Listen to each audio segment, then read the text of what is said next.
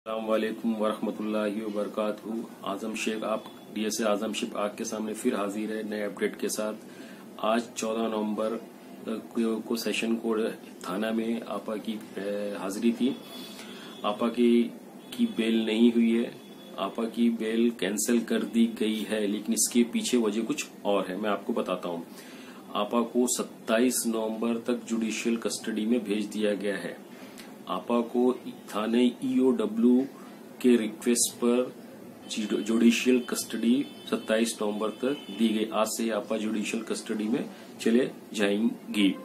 वो हुआ ये कि हैदराबाद सीसीएस ने अपील दायर की थी, एप्लीकेशन दायर की थी कि भाई हमारी इन्वेस्टिगेशन में हमें इन्वेस्टिगेशन में और कुछ बात मालूम करनी है आपा से, तो हमें और हमारी इंफॉर्मेशन और एक्सपांड करना है, तो हमें जुडिशियल कस्टडी हमें कस्टडी में दी जाए। इस लिहाज से थाना ईओडब्ल्यू ने सेशन कोर्ट की डिमांड की। वो इसलिए नहीं की थी कि उन्हें कोई सबूत, उन्हें कुछ फॉल्ट मिला है या कुछ चीजें मिली, नहीं, इसलिए नहीं। उन्हें ईओडब्ल्यू ने तो पूरा क्लियर किया है कि हमें कुछ मजीद इन्फॉर्मेशन लेनी नहीं है, हमें जो भी है वो सब हमारे पास है। तो आपा को जुडिशियल कस्टडी 27 नवंबर तक दी गई थी। क्यों? क्योंकि कल 13 नवंबर को सीसीएस हैदराबाद ने एप्लीकेशन दायर करने की वजह से आज बेल कैंसिल हो गई है।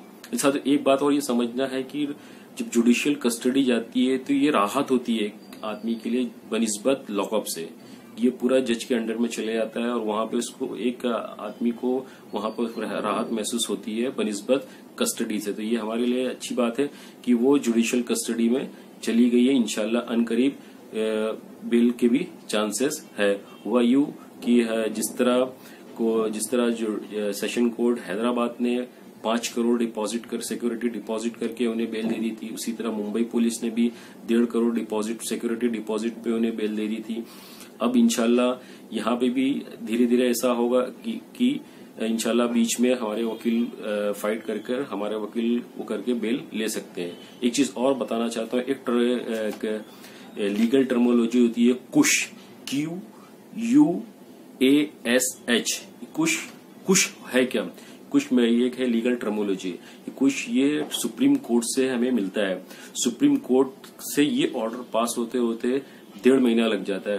अल्हम्दुलिल्लाह हमारे वकील ने, हीरा गोल्ड के वकील विनीत तांडा सर ने इस एप्लीकेशन को दायर किया है। कुछ होता क्या है कि इसमें 3 जजों की बेंच होती है जो मुल्क के कंट्री के सारे जो एफआईआर होती है वो सारी केस स्टडी कर एक ऑर्डर पास करते हैं। उस ऑर्डर में ये होता है कि नवेरा आपा अब हैदराबाद में जहां भी केस दर्ज होगा, जहां भी एफआईआर दर्ज होगा, वो सारा केस वो अब हैदराबाद में अल्हम्दुलिल्लाह हैदराबाद में रहकर अपने बिजनेस को संभालते हुए ये केस लड़ेंगी।